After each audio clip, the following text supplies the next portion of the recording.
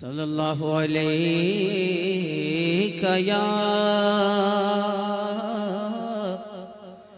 یا رسول اللہ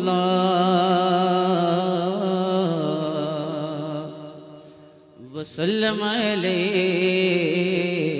یا. ڈانٹنے کے طریقے بھی میں آپ کو بتاؤں. میرے استاد میرے والد اگرامی فرمایا کرتے تھے، حضور حافظ ملت رحمت اللہ علیہ جو الجامعۃ الاشرفیہ مبارک پور کے بانی ہیں اور بڑے محدث جنہوں نے ایک نہیں ہزاروں عالم پیدا کیے، اس ہندوستان کی بات کر رہا ہوں. حافظ ملت رحمت اللہ علیہ پوری بخاری شریف پڑھاتے تھے، تقریباً 40 سال تک انہوں نے پڑھایا بخاری شریف. میرے والد ان کے شاگرد ہیں.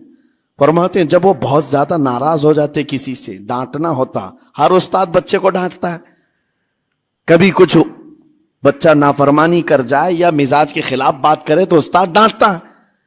تو حافظ ملت رحمت اللہ علیہ اگر کسی شاگرد کو ڈانٹتے بھی غصے میں تو کہتے ہیں اے جنتی کیا کر رہا ہے. کہتے ہیں اگر یہ جملہ قبول بھی ہو جائے تو بچہ جنتی ہو جائے. لہجے کی یہ استعمالات اولیاء سے سیکھو میرے عزیزو. غصے پر کنٹرول اس وقت تمہارے اخلاق معلوم ہوتے ہیں جب تمہارا غصہ عروج پر ہوتا ہے، اس وقت تمہاری حقیقت لوگوں کے سامنے آتی ہے. وہ اپنے شاگردوں کو ڈانٹتے بھی تو جنتی کہہ کر ڈانٹتے ہیں، یعنی کوئی گالی نہیں ہے، کوئی برے کلمے نہیں ہیں، بلکہ ایسا جملہ ہے کہ اگر قبول بھی ہو گیا استاد کی زبان سے اس کی تو زندگی وصول ہوگی، اس کا بیڑا پار ہو گیا. ہمارے درمیان ماں باپ کو بھی یہ چاہیے کہ بچوں کو کس طرح کے اخلاق آپ دے رہے ہیں. گفتگو کرنے کے متعلق قرآن میں اللہ تعالیٰ نے آداب بتائے ہیں.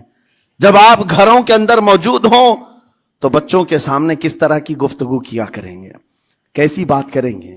شوہر اور بیوی جس طرح کی باتیں کر رہے ہیں بچے کے دماغ میں وہ پورا کا پورا چھپتا ہے، ٹرانسفر ہوتا ہے. اسی لیے کہا گیا ایڈلٹ گفتگو کبھی بھی بچوں کے درمیان نہیں کی جائے گی.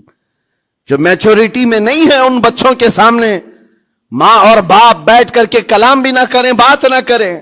معاشرہ تو آج ایسا ہے سب پوری فیملی لے کر کے بیٹھے ہوئے ہیں، اور حد تو یہ ہے کہ گندی فلمیں سامنے لگی ہوئی رہتی ہیں.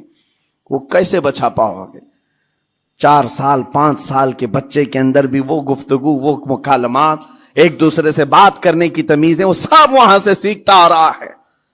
گھروں کے اندر ماحول کو تبدیل کرنے کے لیے آپ کی اپنی زبان پر کنٹرول اور اپنے بچوں کی تربیت اور ان کی زبان پر کنٹرول بہت ضروری ہے. پھر دیکھنا آپ یہ معاشرہ پیدا کر کے کل کو آپ کا بچہ نکلے گا، اس کی تمیز، اس کے اخلاق پر ہر کوئی اش اش کرے گا. چند دنوں کی محنت ہے آپ کی، لیکن بچے جب سلیقے کے ساتھ گفتگو کریں تو لوگوں کا دل جیت لیا کرتے ہیں. بات کرنے کے آداب ایسے ہیں کہ لوگ دل جیت لیا کرتے ہیں. یہ میرے استاد گرامی مصر کے رہنے والے تھے. جب خطابت ہمیں سکھا رہے تھے گفتگو کرنے کے آداب، تقریر کرنے کے آداب، تو ایک امام غزالی کا قول تھا کلم الناس علی قدر عقولہم، لوگوں سے ان کی عقل کے مطابق بات کرو. اس پر وہ سمجھاتے ہوئے ہمیں ٹریننگ دیتے تھے اور کہتے تھے کہ تمہارے پاس آنے والے کئی طرح کے لوگ ہوں گے. اگر تم امام ہو، اگر داعی ہو، خطیب ہو، مقرر ہو، کوئی غریب گھر سے، کوئی بڑے امیر گھر سے، کوئی پڑھا لکھا آئے گا، کوئی جاہل ہوگا، کوئی بدتمیز بھی ہوگا، کوئی نیکوکار، کوئی گنہگار، سب طرح کے مکس مجموعہ تمہارے پاس ہوگا. ان سے خطاب کرنا، ان سے بات کرنا، کس انداز سے بات کرو گے، کیسے ان سے کلام کرو گے. میرے عزیزو یہ ہمارا اپنا ہنر نہیں ہے. ہم جو آپ کے سامنے گفتگو کر رہے ہیں یہ ہمارا فن نہیں ہے، یہ اپنا پیدا کیا وہ ہنر نہیں ہے. ہمیں سکھایا گیا تھا صرف اور صرف آپ کو اس مجمع سے اور یہ آئے ہوئے جمع غفیر سے بات کرنے کے لیے ایک ہی اسلوب اپنانا ہے. دیکھنا ہے کہ رسول اللہ کیسے بات کیا کرتے تھے. میرے آقا صلی اللہ تعالی علیہ وسلم کا اسلوب اپناؤ. حضور کے خطبے دیکھو، حضور جب خطاب کرتے، ظاہر سی بات ہے مسجد نبوی میں اس وقت بھی لوگ، ہر طرح کے لوگ آتے، دیہات کے بھی تھے، شہر کے بھی تھے، اعلیٰ دماغ والے لوگ اور کئی الگ الگ قسم کے لوگ آتے. حضور کا خطاب سب کے لیے تھا. عزیزان گرامی، ان سنتوں پر عمل کر کے آج آپ اپنے لہجے کو بہتر بنا سکتے ہیں. بس میری گفتگو کا خلاصہ یہی ہے کہ اللہ تعالیٰ ہمیں زبان کا صحیح استعمال عطا فرمائے، ورنہ یہ زبان کی سختیاں اور اس کی کڑواہٹ ہمیں دوزخ میں بھی لے جاتی ہے، دوزخ تک لے جا سکتی ہے. اللہ تعالیٰ اس کی مکاریاں، اس کی عیاریاں اور اس کی شرانگیزیوں سے ہم سب کی حفاظت فرمائے. ساتھ میں یہ بھی میں بتا دوں، وہ زبان پاک نہیں بولتی، وہ زبان پاک نہیں بولتی جو حلال نہیں کھاتی. یہ بھی بزرگوں نے فرمایا ہے، یہ زبان پاک نہیں بولتی جو حلال نہیں کھاتی. اسی سے ہر کچھ گزرتا ہے، اندر پیٹ میں جاتا ہے. حلال لقمے اس سے گزارو تو زبان پاک بولے، اللہ کا ذکر کرے اور تمہیں زبان میں وہ لذت آنے لگ جائے.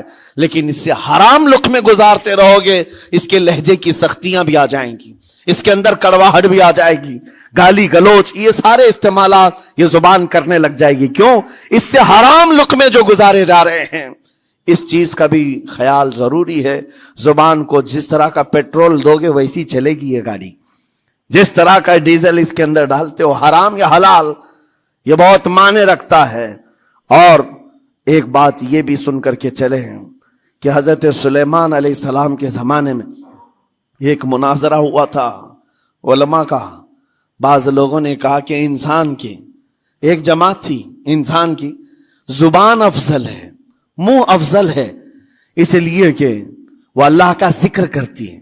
بعض نے کہا کہ نہیں، انسان کے پیچھے کا مقام اچھا ہے، اس سے بہتر ہے. یہ دونوں کی تکرار میں حضرت سلیمان علیہ السلام کے پاس بات آئی، آپ بتائیں. تو ان سے پوچھا تم اتنی بڑی بات کیوں کہہ رہے ہو؟ اس کے پیچھے کا مقام اچھا ہے. کہا کہ اس لیے کہ وہ صرف نجاست نکالتا ہے، وہ صرف نجاست نکالتا ہے، وہ مقام غلاظت باہر کرتا ہے، غلاظت اندر لیتا نہیں. زبان غلاظت اندر بھی لیتی ہے، حرام کھاتی بھی ہے، لوگوں کو زخمی بھی کرتی ہے. ان علماء کی دلیل تھی.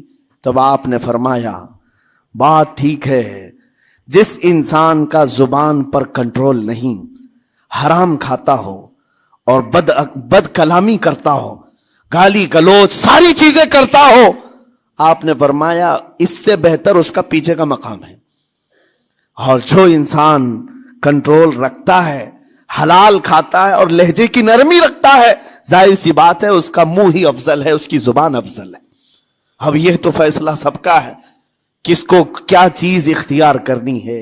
عزیزان گرامی اوقات، یہ بہت بڑی بات ہے جو میں آپ کے سامنے کہہ رہا ہوں. زبان کو اگر کسی دوسری جگہ سے کمپیئر کیا جائے تو لگتا ہوگا نرم، یہ بالکل اچنبے والی بات ہے، عجوبے والی بات ہے، یہ کون سا کمپیریزن ہے. وجہ یہی ہے، بعض لوگوں کو ہم نے اتنا گندا بولتے ہوئے دیکھا ہے. اس سے بہتر ہے کہ وہ نہ بولیں.